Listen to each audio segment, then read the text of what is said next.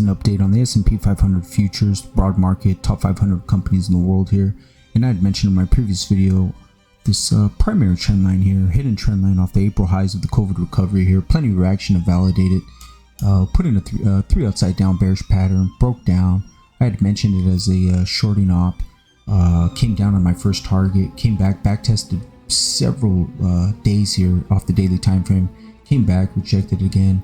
Had to put in a double bottom pattern and broke back above that primary trend line there, and came back out, had a counter trend rally, failed, broke down again, and we actually ended up back testing it 2 more times. So if you were copying and following my charts, you could have copied this, and to the T you would be good for an 8.8% drop off this indice. Again, now we put in another 3 outside down bearish pattern, and we're testing a huge level right at this 42.7020, and it's going to be really a significant level, because if we break that tomorrow or with authority, then you're talking about a massive air pocket here for the broad markets here off of December through the beginning of June in 2021. So if we do crack this, there will be, especially take out these previous lows of 4107.43 here, and you can probably expect a waterfall selling event. Huge negative divergences here, crossovers already through the MACD and punctures through the zero lines on the oscillator. And so this is it. This is really the moment this week. We got a huge meeting with Powell on Wednesday, and federal chairman will just dictate where they hike, and more than likely it's already going to be 50 basis points, and that could be the final snap for this to go. We'll see what happens, especially if they go 75 basis points, then I believe we'll start to crack. Now here's the biggest component of the broad markets, Nasdaq100, 240. This is a 240 minutes 4-hour time frame here, and we do have slightly up the edge of its teeth here a positive divergence with the divergent low that we put in here, and those divergences are still intact, barely, and we got nothing here on the oscillator.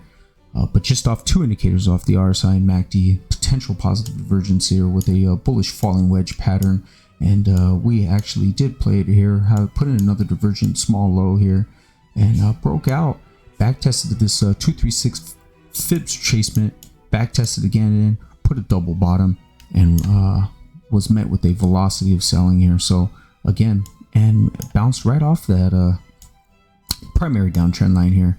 And I believe that this is really the last chance for the dip buyers and bulls to step in here, because this is it really. If we were to crack down below, maybe consolidate, and then put in a bear flag pattern, then that's it.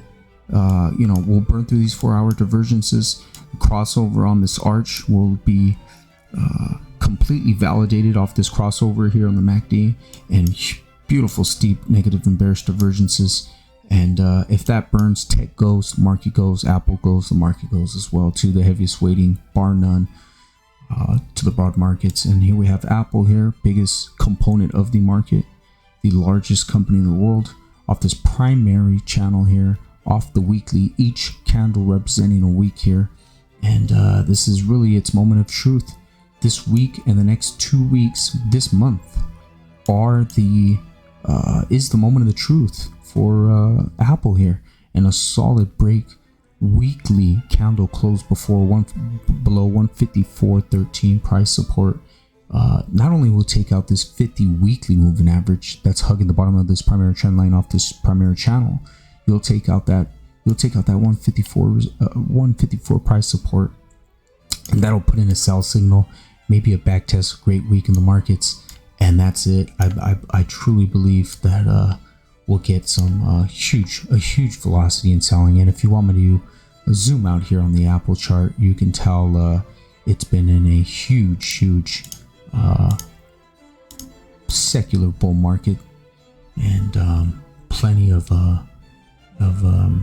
evidence building that this could crack here, with also negative and bearish divergences here on all 3 indicators, already crossed over and gunning for its zero lines here on the oscillator MACD. So if they cross through and this breaks here, once this goes, that's it. I truly believe we might have one more.